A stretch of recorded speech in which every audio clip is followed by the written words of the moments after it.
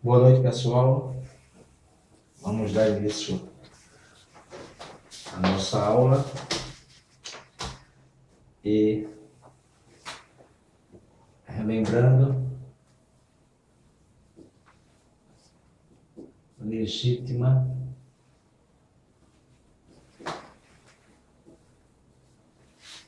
defesa e estado de necessidade.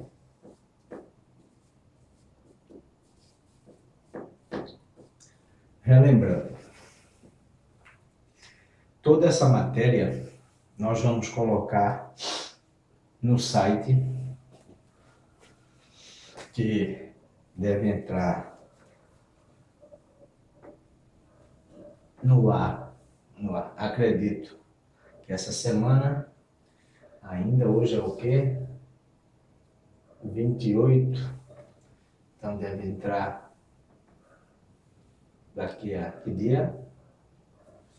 Dia 5, então não é essa semana, né? Próxima semana, na verdade. E no site vocês vão encontrar toda essa matéria, os vídeos e as apostilas, porque tem gente que diz, um amigo escreveu na internet, Marcos, dizendo que não estava dando para ver, porque vez por outra eu mostro a apostila dessa maneira, mostro os quadros, e ele disse que não dá para visualizar, mas na verdade eu não vou mostrar tudo aqui. No site você vai poder copiar, está tudo em PDF, não é isso? Tudo em PDF, vocês vão poder copiar tudo gratuitamente e vocês vão poder copiar também os vídeos e a apostila, certo? Então, relembrando, ontem eu estava falando que quando você vai estudar qualquer tema em direito penal, o importante é ter a base, certo? Tem uma aula que eu ainda não coloquei na internet, mas vou colocar, que eu vejo que é um dos grandes problemas dos alunos. Existem termos jurídicos que não são termos que existam no dicionário jurídico, mas são termos muito usados e os alunos não aprendem porque não é de difícil compreensão, é de fácil compreensão, mas a gente não encontra isso por aí escrito. Isso não é normal. Vou dar um exemplo. Você aprende tudo sobre legítima defesa, tudo sobre estado de necessidade. E você diz assim, eu estou preparado para fazer uma prova e, caindo um desses temas, excludentes de ilicitude, excludentes de antijuridicidade, eu vou acertar. E, de repente, o professor faz uma pergunta. Qual a natureza jurídica do estado de necessidade? E você estudou, sabe tudo, e você fica se perguntando, o que é isso, natureza jurídica?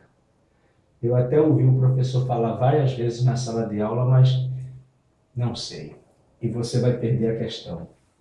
Então, tem uma aula onde eu tenho vários termos, certo? Várias expressões, onde eu vou dizendo o significado de cada expressão, certo? Coisa que ao longo dos anos eu fui reunindo, porque percebi essa dificuldade dos alunos. Para matar a curiosidade de vocês, a gente vai agora mostrar na prática a natureza jurídica da legítima defesa do estado de necessidade. Ok? Novamente, o crime, a corrente mais aceita no Brasil diz que crime é um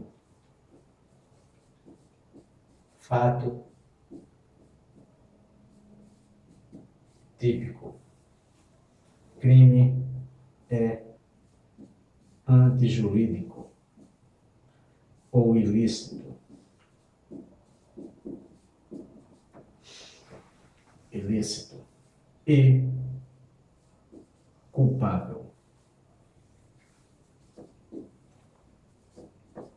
Ok?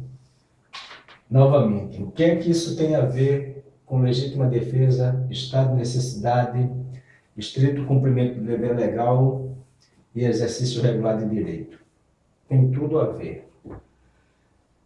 Se a gente for estudar territorialidade, a gente tem que saber isso. Extraterritorialidade, tem que saber isso. Se a gente for saber momento do crime, a gente tem que saber isso aqui. Lugar do crime, a gente tem que saber isso aqui. Então, a partir de hoje, essa chamada teoria do delito, analisando o delito analiticamente, a gente pode analisar o delito de maneira formal, analítica ou material. E a gente está estudando a maneira analítica. O que é isso? Analisando cada detalhe, certo? Cada requisito do delito. Teoria do crime, teoria do delito. Vamos estar aqui. Geralmente vocês vão encontrar por aí teoria do delito. Então, por que até se fala em delito? Muitas vezes o aluno pergunta: crime é igual a contravenção?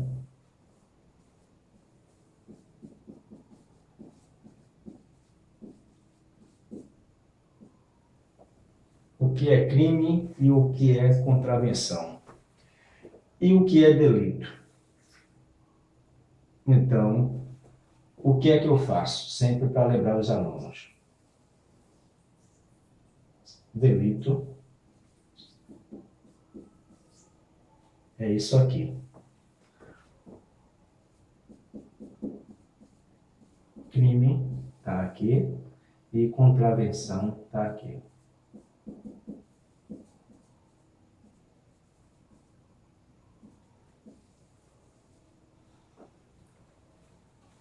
E contravenção é crime? É. O que diferencia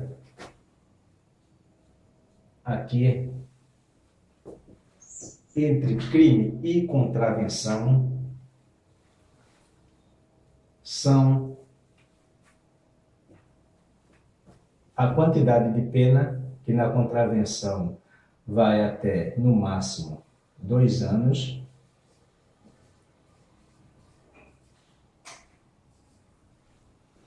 Hoje a gente vai levar tudo que for crime com pena máxima de até 2 anos para a Lei 9.099/95. Lei dos Juizados Especiais Cíveis e Criminais. E acredito que tem a mãe aqui de um aluno que vai essa semana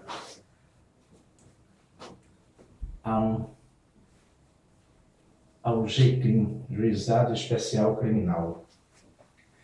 Na verdade, eu estava conversando aqui fora sobre isso aqui. Penas de até 2 anos. Ela é vítima, ainda bem, né? Então, essas coisinhas estão lá. Eu escrevi. Natureza jurídica. O que é natureza jurídica? O que é delito, o que é crime, o que é contravenção. Certo? Então, a teoria do delito, porque vai envolver crime e contravenção. Certo? Mas existem aulas que eu tenho em vídeo, que eu vou postar, que elas são referentes a cada tema desses. Só que são muitas aulas e eu não estou com tempo para postar, nem o Bruno quer me ajudar. Enfim, vamos lá. A gente vai aprender a duras penas o que é natureza jurídica. Caiu na prova e você não sabe. Ou melhor, você não sabia. A partir de hoje você vai matar essa charada. Então, eu digo que crime, analisando de uma maneira detalhada, teria aqui uma conduta,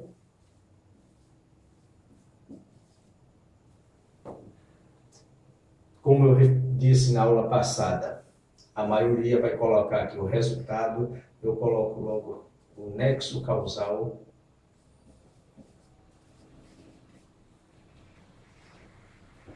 Aqui, o resultado para os crimes que tem resultado, os crimes materiais, que também tem uma aula específica sobre isso. Crimes materiais, formais e de mera conduta. E temos aqui a tipicidade.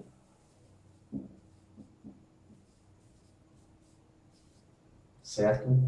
E a gente pode fazer uma sigla assim, que é o que os professores, a maioria, criou. Só que a deles é co-re-net. O meu, ao contrário, é co-ne-ret. Certo? Então, aqui eu tenho uma conduta, que pode ser uma ação ou uma omissão,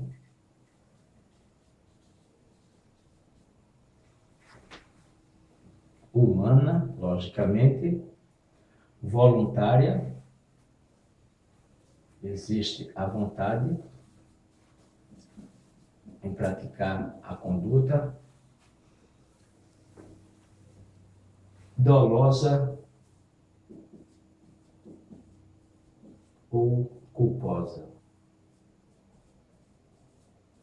E vem a teoria finalista adotada pelo Código Penal a partir de 1984, a grande reforma do Código Penal, onde isso aqui é dirigida a um fim, teoria finalista da ação. Também a gente tem uma aula sobre isso, ok? Então, eu tenho um fato típico. Típico. Na aula passada a gente falou o que é fato típico, que seria típico. Tradução de típico. Tenho esquecidos? Esqueceram. Eu digo, esse comportamento é típico do aluno fulano de tal. O que é que eu quero dizer com isso? A gente diz geralmente, isso é típico de fulano, essas palhaçadas, tal, essas brincadeiras. O que é típico? Seria o que é próprio, certo? O que é inerente. Então,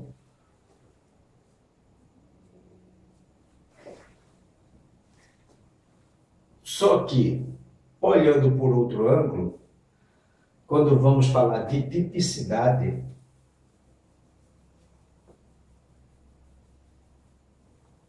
nós vamos fazer o enquadramento de uma conduta e vamos encaixar aqui. É o que se chama de subsunção. Uma coisa menor, ela pertence a uma menor, ou englobada por uma maior, certo? Então, ontem até eu fiz um quebra-cabeças, certo? E eu disse a vocês que aqui seria o Código Penal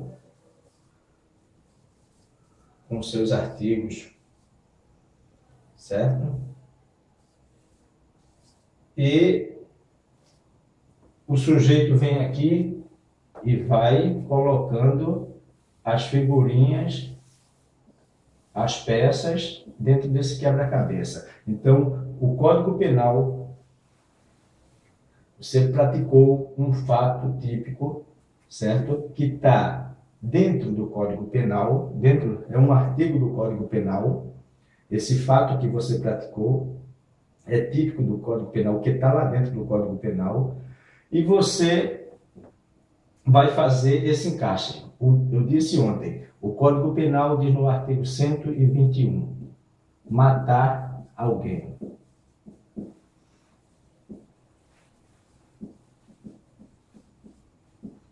Matar alguém. Quando eu digo matar, o código diz matar alguém. Se eu dissesse para vocês agora, matar alguém, como eu estava dizendo na aula de ontem, vocês vão entender o que eu quero dizer? Não. Eu chego aqui e digo para vocês, matar alguém. Vocês entenderam? Não. Mas o código fala dessa maneira. Matar alguém. E o que é que o código quer dizer? Matar alguém é um fato típico, antijurídico e culpável. E lá, depois que ele diz matar alguém, ele diz pena de 6 a 20 anos. Homicídio simples. E o que é que vocês vão deduzir? Ele oculta um termo aqui, uma elipse, onde ele não vai dizer para todos os artigos. Lesão corporal é um fato típico, antijurídico e culpável. Falando nessa corrente tripartida, existem outros grandes mestres do direito, como Luiz Flávio Gomes, que diz que ainda tem aqui a culpabilidade, mas a corrente mais aceita no Brasil é essa aqui, a tripartida. Crime é fato típico, antijurídico e culpável. E ontem eu dei um exemplo e hoje eu vou mudar um pouquinho esse exemplo e agora, como vocês já têm ideia, vocês vão fazendo o encaixe. Imaginem vocês que vocês estejam à beira de um rio e passe um corpo sem vida, um corpo humano boiando, certo? Está lá, um corpo sem vida no rio. Eu pergunto a vocês, houve homicídio? Você acha que, Bruno, houve homicídio? Vamos aceitar, né? Você não sabe se foi homicídio. Ninguém sabe, né? Tem um corpo. Ele pode ter morrido de morte natural, né? Então, essa pessoa caiu no rio por algum motivo e morreu afogado. Então, não houve um homicídio. Quando os bombeiros retiram esse corpo do rio, vocês percebem que esse corpo está com marcas, com perfurações de projéteis de arma de fogo. Certo? Pergunto agora a vocês, houve homicídio? Tem certeza que houve homicídio? E se ele suicidou-se? Se ele suicidou-se, ele deu um tiro no próprio peito, caiu no rio e não houve homicídio. Certo? Então, olhando a conduta, o nexo causal, houve uma conduta. Qual foi? Uma ação. Ele puxou o gatilho da arma e desferiu um tiro contra o próprio peito. Conduta. Houve um resultado. Qual foi? Morte. Eu pergunto, houve um nexo causal? É uma relação física entre tiro e morte? Houve, né? Nexo causal, certo? O puxar do gatilho causou a morte, resultado morte. Então isso é o nexo causal. É uma ligação física que a gente vai estudar isso, artigo 13 do Código Penal, teoria sine qua non, certo? A gente vai estudar isso com mais propriedade. E tipicidade. O Código Penal diz matar alguém. Esse sujeito, um tiro no peito, morto. Essa conduta dele, atirar contra o próprio corpo, e o código dizer matar alguém, se encaixa? Sim ou não? Não. Não. Matar alguém não se encaixa. Então, vamos supor que o matar alguém seja essa figura no meu quebra-cabeças, ela não se encaixa aqui no Código Penal em lugar nenhum. Não há essa subsunção. Esse elemento não se encaixa aqui. Agora, testemunhas falam. Veja bem, que a uma certa hora, em determinado local, testemunhas falam que viram um homem desferir alguns tiros em outro homem que estava em cima de uma ponte, no alambrado de uma ponte, na parte protetora de uma ponte, onde ele desferiu tiros e acertou esse sujeito no peito, e esse sujeito caiu no rio e morreu. Agora eu pergunto a vocês, houve matar alguém? Houve, né? Então, alguém atirou nesse sujeito. Então, não foi suicídio, descobriu-se o quê? Que alguém atirou nele. Então, essa ação, essa conduta desse sujeito se encaixou perfeitamente aqui dentro do Código, de um artigo do Código. O artigo do Código, lembrando da aula passada, não diz não matarás, diz não. Quem é que diz não matarás? Jesus Cristo. A Bíblia, né? A Bíblia diz, e a gente ontem falou em lei e norma, certo? Então, a conduta de alguém, eu vou deixar mais claro, eu estava nesse local, nessa ponte, e atirei nesse sujeito. Entenderam? Eu desferi os tiros. Então, eu matei essa pessoa. Então, na loteriazinha, que até teve gente que gostou, eu tenho isso numa apostila, certo? Está aqui. Aqui é o fato típico. Houve fato típico, sim ou não? Houve. Com minha conduta, houve um resultado morte, houve esse elo, essa ligação aqui através do nexo causal, o meu puxar do gatilho da arma causou a morte. A tipicidade é essa subsunção, esse encaixe entre minha conduta, que a gente vai procurando no código, e vai achar, matar alguém, houve esse enquadramento, e então esse primeiro quadro, chamado fato típico, existiu. Mas para existir crime no Brasil, eu tenho que preencher o segundo quadro da antijuridicidade ou ilicitude.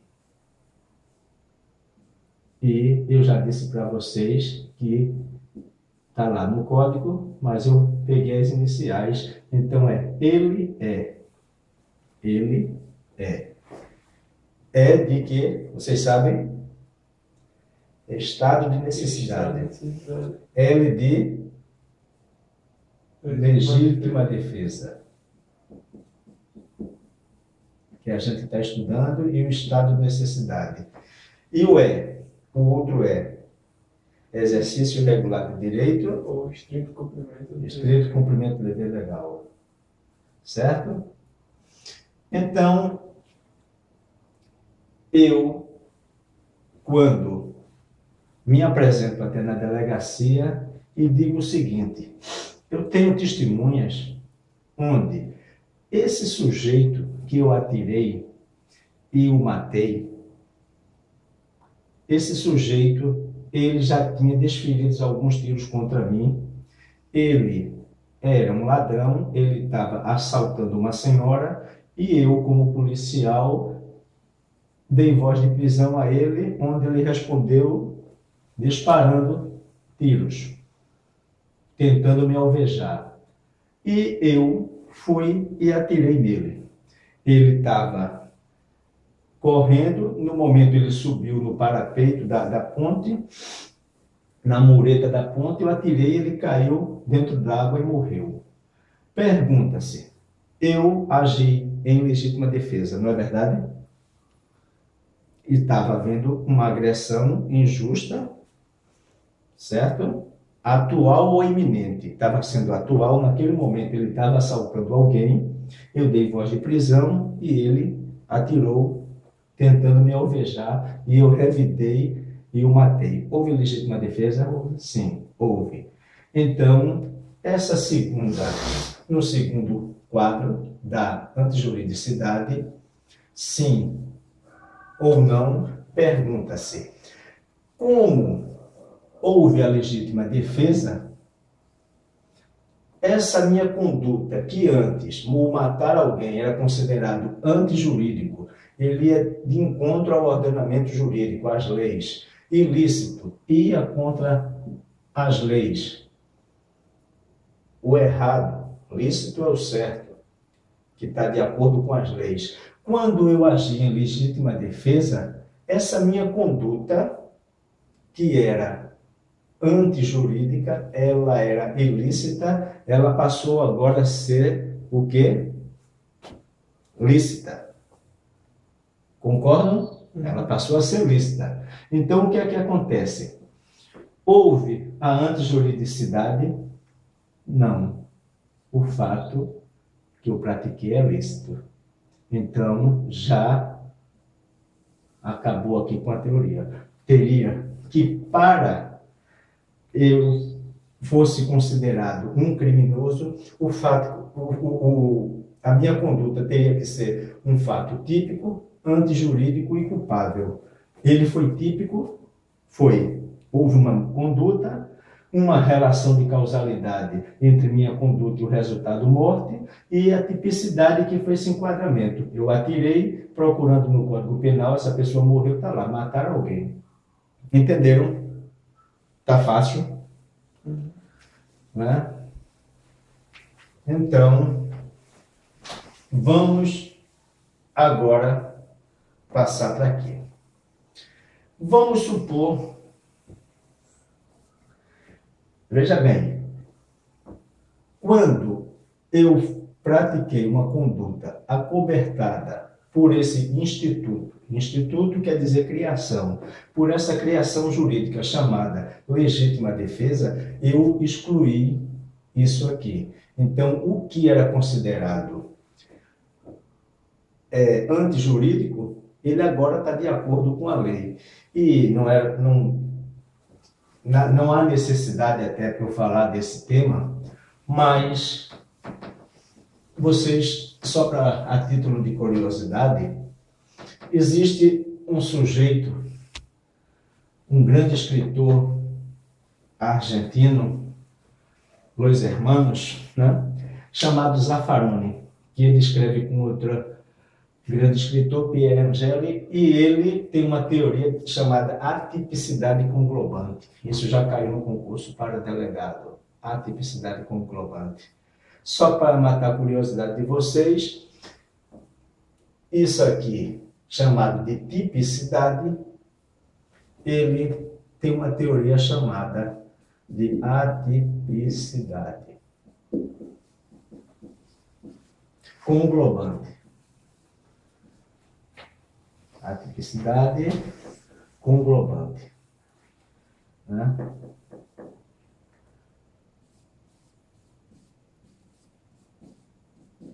Conglobante. E Zaffaroni diz o seguinte, que não poderia analisar analiticamente, né, cada termo desse separado, esses dois. Teria que analisar juntamente, os dois juntos. Porque ele diz o seguinte, se a lei no Brasil fomenta quer dizer o quê? Incentiva. Se ela incentiva o sujeito a se defender de uma agressão injusta e essa conduta passa a ser jurídica, lícita, ele diz, então, não há necessidade de você dizer que o fato era típico, próprio do Código Penal, encaixado dentro do Código Penal, certo? Ele diz que deveria olhar, não pode dizer, o fato é típico. Não, o fato não é típico porque não é antijurídico. Então, essa tipicidade, esse meu matar alguém que estava no código, não deveria existir nesse caso. Então, esse fato torna-se atípico. Ok? Isso apenas a título de curiosidade, que isso não vai servir para vocês nesse momento. A não ser que alguém vá fazer concurso para delegado. Voltando aqui agora para a nossa natureza jurídica, que isso é muito importante, porque ao longo da carreira de vocês vão perceber isso o tempo todo, vão ver, ouvir e vão ler essa expressão, natureza jurídica. Vem a seguinte, prestem atenção vocês, o fato era típico, mas não foi antijurídico nem foi ilícito, concordam?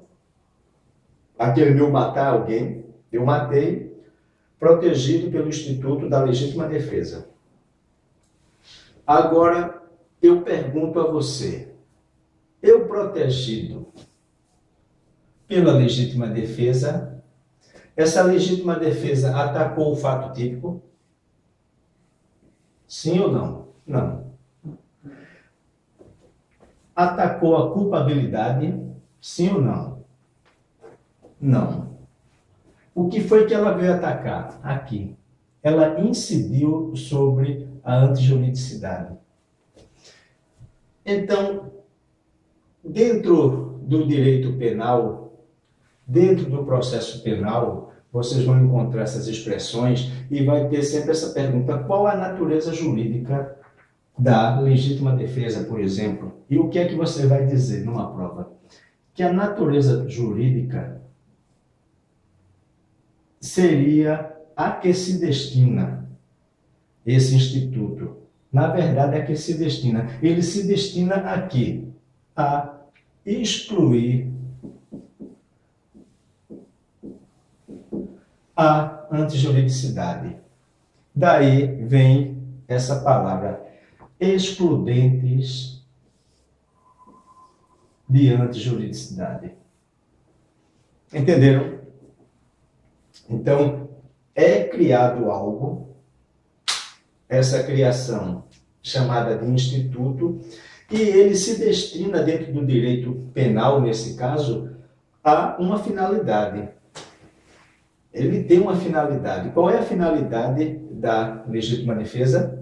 Excluir o fato que era antijurídico, ele afastou esse fato antijurídico e tornou o fato o quê? Jurídico, lícito. Deu para entender? Então, natureza jurídica é a que se destina esse instituto. Qual a finalidade? Ele incide dentro do direito penal, ele ataca onde? Qual a consequência da criação desse instituto?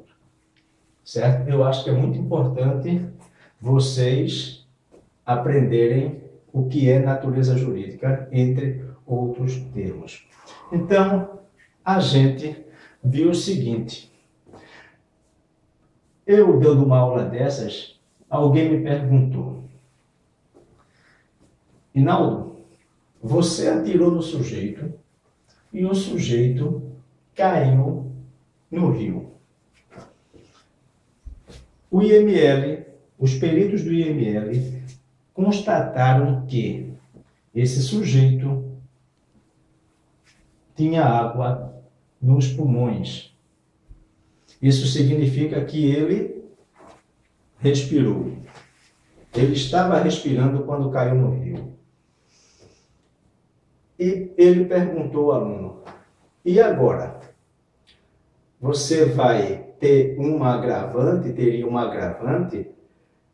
Você não matou o sujeito por conta dos disparos da arma de fogo, ele não morreu por conta, e sim por conta do afogamento, e você não foi o autor do delito. Logicamente que a gente, agora esquecendo a legítima defesa, tem um caso agora na televisão, né, de uma mulher que matou o marido empresário. Existe uma grande discussão onde o IML diz que existia sangue no pulmão. Ao cortar o pescoço da vítima, que já tinha levado um tiro de arma de fogo, um disparo de arma de fogo, a vítima ainda estava viva e essa mulher cortou o pescoço da vítima ainda viva. Então, talvez ela tenha morrido do corte no pescoço. Talvez ele se salvasse, ele não morresse por conta apenas desse disparo de arma de fogo, logicamente, se ele fosse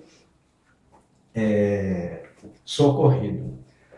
E pergunta-se, como o aluno perguntou, existe alguma influência? Eu atiro numa pessoa, a pessoa cai, eu achando que ela está morta, esteja morta, eu enterro essa pessoa, mas essa pessoa estava viva e ela morreu do soterramento. Isso tem alguma influência? Tem. De certo modo, isso vai ter alguma influência, porque verificado isso, vai ser verificado, eu tendo esse conhecimento, a minha crueldade. Eu atirei contra Bruno, Bruno caiu, eu sabendo que Bruno ainda estava vivo, eu enterro Bruno. O importante para o direito seria o quê? Eu matei Bruno. Essa coisa da minha crueldade em enterrar Bruno ainda vivo, isso vai ter um aumento na minha pena, ok? Que a gente vai estudar isso quando a gente olhar o artigo 20 do Código Penal e a gente vai identificar isso como aberratio causae, que seria um desvio na causa da morte, ok? Só para vocês terem uma ideia, eu desferi os tiros, a pessoa caiu, ela ainda estava viva, caiu no rio, morreu afogada. O autor do homicídio fui eu. Não importa o motivo, ok? Então, a gente depois vai passar aqui, a aula passada a gente olhou aqui a culpabilidade, essa minha conduta ser culpável, ser atribuída a mim, certo? Atribuída a mim. E a gente entrou aqui no Instituto da Legítima Defesa, do Estado de Necessidade, dizendo o quê? Eu vou perguntar aqui a vocês, talvez alguém lembre. Na legítima defesa, eu vou passando pela rua, certo? De repente, eu vejo um de vocês ser atacado por um cão. Um Rottweiler está atacando vocês. Eu pego um pedaço de pau e mato o Rottweiler. Dou uma pancada na cabeça dele e mato. Eu agi em legítima defesa de um terceiro, que era você que estava sendo mordido por esse cão. Sim ou não? O que é que vocês acham? Não. Não, por quê? Legítima defesa só é usada quando é um ser humano. Exatamente. Começaram a aprender, né? Então, a legítima defesa tem algo essencial para vocês matarem essa questão numa prova. Só pode ser causada, uma agressão causada por um ser humano. Aí você pergunta, e agora não? Vai para o estado de necessidade. Ok? Deu para entender? A gente planejava, eu sei que eu falo muito, sou prolixo. Essa aula estava planejada, a gente estava planejando para encerrar esse assunto em 2 aulas, mas eu estou vendo que não vai dar para acabar em 2 aulas. Já se passaram, acredito que 40 minutos, na verdade. Então, a gente pretende fazer isso, ter mais uma aula. Se a gente for colocar exercícios, a gente vai para 4 aulas. Mas tenho certeza que vocês não vão errar mais essas questões que caem nas provas, nos concursos sobre essas excludentes. Agora imaginem os senhores. Antes da gente adentrar mais nos detalhes desse estado de necessidade ou legítima defesa, aquele sujeito que eu atirei nele na ponte. O que foi que eu disse para vocês? Que ele estava assaltando uma mulher e eu dei voz de prisão a ele, ele atirou em mim, e eu atirei nele e o matei. Depois, houve esclarecimento do fato, onde ele era um policial e ele estava apenas mostrando a arma dele à mãe dele. Certo? Eu, ao ver esse fato de longe, essa cena de longe, eu imaginei se tratar de um assalto.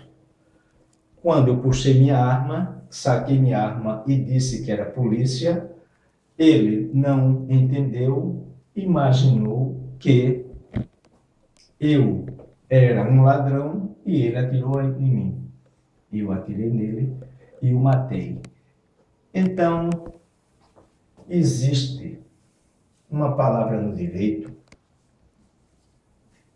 essa aqui, certo? Putativa. E é até um motivo de brincadeira, mas é verdade. Eu perguntei, uma época, o que seria putativa. E um colega nosso disse que seria uma mulher de programa que estava na ativa, trabalhando. Certo? Mas não é nada disso. Putativa significa que está no nosso imaginário. Isso é uma falsa realidade. A gente imagina que está acontecendo uma coisa onde não está. Todos vocês já se depararam com uma situação dessas. A gente pensa que está vendo uma coisa, mas é outra completamente diferente. Então, nesse caso, eu agi protegido pela legítima defesa, mas imaginária. Eu pensava se tratar de um assalto. E, na verdade, não era um assalto. Não era um roubo. E a gente vai estudar a legítima defesa putativa e o estado de necessidade putativo. Existe uma teoria para a legítima defesa bem interessante. Por isso, vocês vão ver a necessidade de saber sempre isso. Teoria do delito, fato típico, antijurídico e culpável. Imaginem o seguinte: no estado de necessidade, existem dois bens ou mais protegidos, tutelados pelo direito, onde há um choque entre esses bens, diferentemente da legítima defesa, onde há uma conduta ilegal, ilegítima, certo? Vamos exemplificar. Um pai está agredindo um filho, a pauladas. Está havendo uma agressão injusta. Eu passo pelo local, percebo isso e ataco o pai com uma pedra. Legítima defesa do filho dele. Não é verdade? Eu estou agora num caiaque, dei esse exemplo ontem, eu e Bruno, que é o nosso colaborador aqui, cameraman, tudo, eletricista, é o homem completo, e a gente não sabe nadar, e sai os dois para um rio, pega o caiaque, de domingo, e de repente esse barco vira. E a gente sabe que só um vai conseguir, o barco só vai comportar mais um, ele virado ali não vai conseguir suportar o peso dos dois. e eu e Bruno a gente entra em luta corporal para ver quem vai ficar com o caiaque e quem ficar provavelmente vai sobreviver. Nesse caso, não houve uma agressão. Então, Bruno, ele, para se defender, ele vai me atacar. Concorda, Bruno? Né? Com Bruno, para tentar sobreviver, ele vai me atacar. Imaginem agora o contrário. Eu esteja em terra firme, começo a brigar com Bruno e começo a atacá-lo com um pedaço de pau, a desferir golpes com um pedaço de pau. Bruno pega outro pedaço de pau e reage. Legítima defesa. O que é que Bruno está fazendo? Ele está me agredindo para se defender. Perceberam essa pequena, grande diferença? Seres humanos, legítima defesa. Se fosse um animal, estado de necessidade. Não sei se vocês já perceberam isso. Todo filme de terror americano, principalmente aqueles Sexta-feira 13 e tal, não sei se vocês já perceberam, mas o sujeito tenta fugir daquela mansão e tem um carro sempre lá fora. E esse carro nunca eles encontram a chave. Mas quando encontram a chave, o carro sai a 100 por hora, aquele cara da serra vai andando e consegue acompanhar o carro a 100 por hora. Mas vocês já perceberam, ele sai de carro em carro. Lá vem o homem da serra. Ele sai de carro em carro. E eles pegam um carro, o sujeito vai pegar um carro que não é dele. Esse sujeito poderia, no futuro, ser indiciado por furto? Não. De jeito nenhum. Não é isso? O que foi que aconteceu? Havia um mal que estava o atacando e ele, para fugir desse mal, ele teve que praticar um furto. Certo? Então, esse sujeito, ele está acobertado por um desses institutos, não está? Concordam comigo? Concordo. Imaginemos agora o seguinte. O gatinho de Bruno é muito romântico, gosta muito de animais, tal, né, Bruno? Bruno é um sujeito sensível. O nome do gato é Showa. Né? Aí Bruno, quando percebe que o gatinho dele está engasgado, Bruno coloca o gatinho no carro e sai em alta velocidade para salvar a vida desse gatinho. E Bruno atropela uma pessoa por conta disso.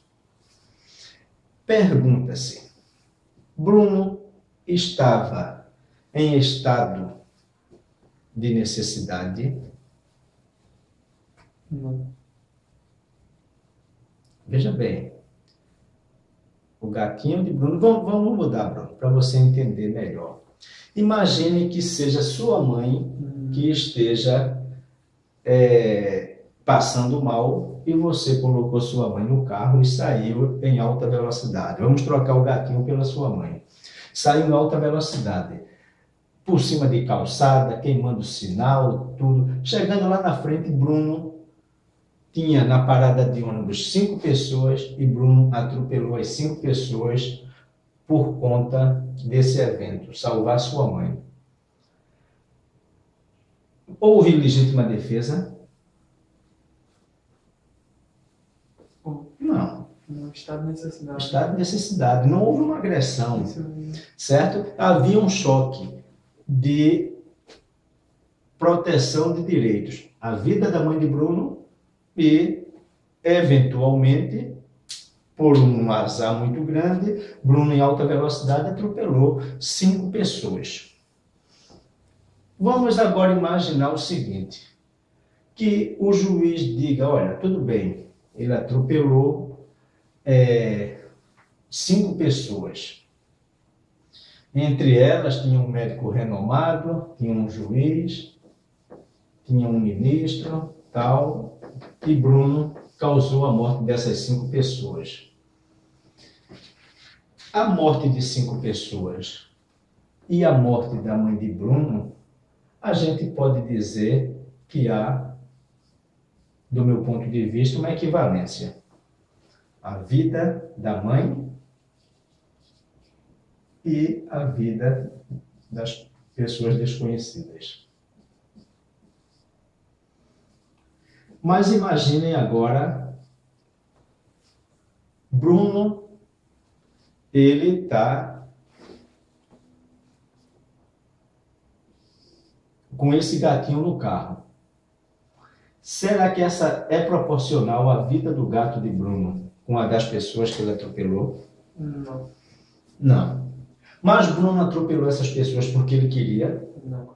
Não, ele estava desesperado querendo salvar o gato. Se você perguntar a alguém que tem um gato de estimação e goste muito desse gato, que ele vai dizer que não troca a vida desse gato por de muitas pessoas, certo? Mas eu pergunto, existe uma teoria que diz que esses bens protegidos, tutelados pelo direito, ele tem, uma teoria vai dizer que esse bem tem que ser igual ou menor. Então, o bem sacrificado que você vai sacrificar tem que ser igual ou menor. E se esse bem que eu sacrifiquei for maior? Imagina só, a mãe de Bruno, para salvar, Bruno tentando salvá-la, Bruno atropelou uma criança. A gente pode dizer que há uma equivalência. Vida de um ser humano, vida de outro ser humano. Concorda? No caso do gato, Bruno, em alta velocidade, atropela uma criança para salvar o gato. A maioria das pessoas, a maioria esmagadora, vai dizer o quê? Que a vida do gato, ela tem um valor menor que a vida de um ser humano. Concorda? Então, o gatinho de Bruno perdeu nessa briga. Mas pergunta-se, olha bem, pergunta-se, Bruno, ele está alegando em juízo que agiu em estado de necessidade. Para quê? Salvar a vida do gatinho dele. Estado de necessidade. E o juiz, analisando, diz assim, olha, tudo bem, estado de necessidade, mas você sabia que poderia causar esse acidente. E você vai e continua em desabalada carreira e atropela a criança. Por conta somente da vida do teu gato. Imagine que eu dei esse exemplo na aula passada, tem um veículo, certo? Isso aqui é um veículo, diríamos que é um veículo. Lá dentro, aconteceu isso recentemente, acontece sempre, tem uma criança. A mãe fecha a porta do carro e sai, ou esquece, ou acha que vai voltar logo. Isso aqui, com pouco tempo, a área é muito pequena, isso vai ficar com a temperatura muito alta e provavelmente quem estiver lá dentro vai morrer, dependendo do tempo. Certo? Então, o Bruno, passando por esse veículo, percebe que essa criancinha está morrendo. Ou essa criancinha está passando mal. O Bruno pega uma pedra e quebra o vidro do carro dessa senhora. Pergunta-se, Bruno, ele agiu protegido pelo estado de necessidade ou pela legítima defesa? Estado de necessidade. Estado de necessidade. Pergunta-se, o bem, vidro do carro, ele é menor ou maior que a vida da criança? A importância. Muito, bem menor, né? Principalmente as mulheres acham isso. Então, o que é que a gente vai dizer? Que quando esse bem que você sacrificou, ele for maior, de mais importância, de mais valia, que o bem que você estava protegendo, ele não vai atacar a antijuridicidade. Certo? Ele vai atacar a culpabilidade. Está vendo como é importante vocês saberem isso? Então, quer dizer, nós temos duas teorias, uma chamada teoria unitária e a outra chamada teoria diferenciadora. Na unitária, ele diz o quê? O bem atacado, o bem sacrificado, ele tem um valor igual ou menor. E a teoria diferenciadora diz que pode esse bem ser de valor igual ou menor, ou esse bem ser de valor maior. O bem sacrificado tinha um valor bem maior ou maior que o bem que você estava protegendo. Mas não seria justo que isso recaísse sobre essa excludente de antijuridicidade. Concordam? Quem concorda aqui e quem não concorda? Porque, olha só, Bruno, para salvar o gatinho dele, para salvar a mãe, ele atropelou outra pessoa. Exclui-se a ilicitude. Concorda, Bruno? Então, a conduta de Bruno tornou-se agora lícita. A morte dessa outra pessoa, a lesão corporal, foi causada porque Bruno estava em alta velocidade para proteger a mãe. Mas essa outra, Bruno, para salvar o gatinho dele, atordoado, desesperado, em alta velocidade, ele atropela uma criança. A conduta de Bruno, ela agora não vai atacar, ela não vai excluir essa antijuridicidade, e sim a culpabilidade. Porque na culpabilidade, nós temos o que eu disse aqui ontem, que a gente fez, é uma maneira prática de se decorar os elementos da culpabilidade. E eu digo que a embriaguez completa, né, há um orelhão, um telefone orelhão, e aqui tem um sujeito embaixo do orelhão, fazendo uma ligação, e esse sujeito está completamente embriagado, ele é bem pequenininho, porque o orelhão é gigante. Vamos modificar. O sujeito, ele é um pouquinho maior, ele é aqui, certo? E ele está falando aqui no orelhão, está completamente embriagado, e ele está fazendo um D. Aqui, ele completamente embriagado seria o que, Bruno? Lembra? Embriaguez completa. Eu pergunto sempre a Bruno, porque Bruno é o aluno que mais se mexe aqui na sala, fica para lá e para cá para não dormir, então eu tenho que acioná-lo para ele não dormir. Aqui seria o que? D, doença mental. O outro D, desenvolvimento retardado. O outro D, desenvolvimento mental incompleto. Seria o quê? Os menores de 18 anos. Não é isso? E nós temos isso aqui. É relacionado à imputabilidade. Imputabilidade.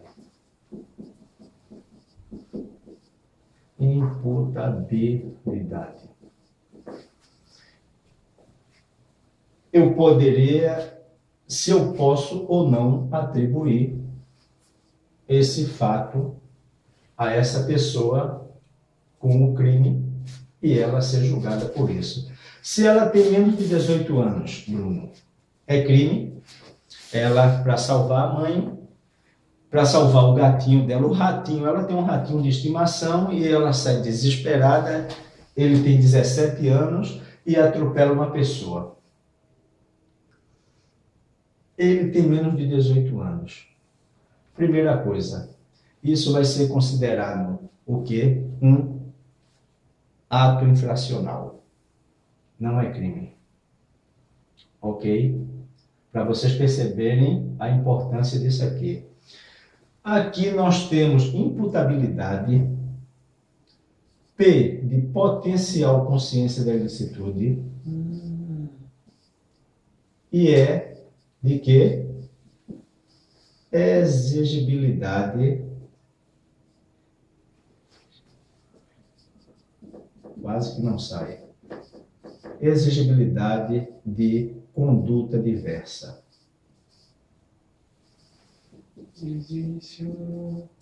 Imagine só, uma pessoa que ama o cachorrinho que ela tem. O cachorro é a vida dela. De repente ela vê esse cachorrinho morrendo. E ela desesperadamente, ela sai no seu automóvel para salvar a vida desse cachorrinho e atropela uma criança. Ela vai alegar, logicamente, o quê? Legítima defesa? Não, ela não estava sendo agredida, ela está em necessidade, ela estava tentando salvar a vida do cachorrinho dela. E o que é que acontece? Ela atropela uma criança. Pergunta-se, ela era doente mental? Não. Ela tinha um desenvolvimento mental incompleto? Não. Ela tinha um desenvolvimento mental retardado? Não. Então, pode-se imputar esse fato a ela. Maior de 18 anos e não tinha nenhuma dessas doenças. Essa potencial consciência da ilicitude. A gente não vai nem entrar nesse detalhe, mas ela tinha o conhecimento em potencialidade que essa conduta dela seria criminosa? Eu acredito que sim. Ela sabia que nessa alta velocidade ela poderia atropelar alguém. Mas pergunta-se, podia exigir dessa mulher, louca por esse cachorrinho, uma conduta diversa, que ela não saísse desabalada da carreira para salvar o cachorrinho dela? Não, a gente não podia exigir. Só quem tem um animal de estimação é quem sabe. Bruno tem um ratinho, um coelhinho e um gatinho, né, Bruno? Então, Bruno, quando viaja, tem que levar esse trio, o gatinho, o coelhinho e o ratinho. Bruno tem que arranjar uma namorada que goste desses 3 animais, porque senão ele não namora, não é verdade, Bruno? Então, o ratinho de Bruno está passando mal. Quando está doentinho, Bruno não vai trabalhar. Bruno passa mal junto com o ratinho dele. Então, quando ele percebe que o ratinho está engasgado e vai morrer, Bruno se desespera e sai em alta velocidade. Ele tem a consciência que poderia atropelar alguém, não tem? Mas nesse desespero formado na cabeça de Bruno, certo? Que isso é uma coisa muito subjetiva, esse amor a um animal. Bruno sai em alta velocidade. Poderia se exigir de Bruno outra conduta? Não. Não é isso? Fica provado que Bruno é louco por esse animal e Bruno fez isso por amor a esse animal e ele não tinha intenção de atropelar ninguém. Atropelou por uma fatalidade, porque ele estava desesperado para salvar o animalzinho dele.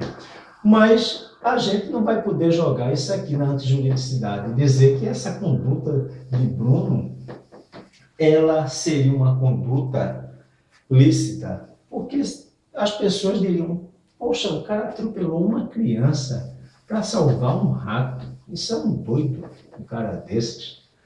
Não é, Bruno? Mas, na verdade, para Bruno não é. Para Bruno, isso é muito importante, essa vida desse ratinho dele. Então, o que é que Bruno pode alegar? O juiz pode reconhecer que não podia se exigir de Bruno uma conduta diversa. Então, esse estado de necessidade, agora, qual o valor dele dentro do direito agora? Qual a natureza jurídica dele? Seria excluir a antijuridicidade ou a ilicitude? Não. Porque esse bem, ele é bem menor que o bem sacrificado. Concordam? Teoria diferenciadora que está na apostila e a gente vai mostrar ainda aqui, essas duas. Então, esse estado de necessidade, ele vai atacar aqui, ó, a natureza jurídica dele agora é atacar a culpabilidade, certo? Onde não podia se exigir de Bruno uma conduta diferente. Ok? Perceberam o quanto é importante interpretar cada requisito desse do crime, conhecer fato típico, antijurídico e culpável, e a natureza jurídica do estado de necessidade e da legítima defesa, que é muito importante, quando esse bem é de igual valor ou maior, certo? A gente pode dizer que vai incidir a natureza jurídica sobre a antijuridicidade. Quando esse bem for de menor valor, a gente pode dizer que vai incidir sobre a culpabilidade, onde não podia se exigir uma conduta diferente. Vamos ficando por aqui. Quanto tempo já? 1 hora e alguma coisa, né? Então vamos ficar, acredito que 2 aulas falando sobre a importância da análise do delito, da teoria do delito. Vocês perceberam a importância e vocês vão percebendo que cada instituto do direito penal, ele vai sempre incidir sobre o crime. Direito penal, crime, e vocês vão ter que saber analisar todos esses detalhes. Ok? Na próxima aula, a gente vai falar sobre a diferença, outras diferenças entre estado de necessidade e legítima defesa. Ok? Muito obrigado e até a próxima.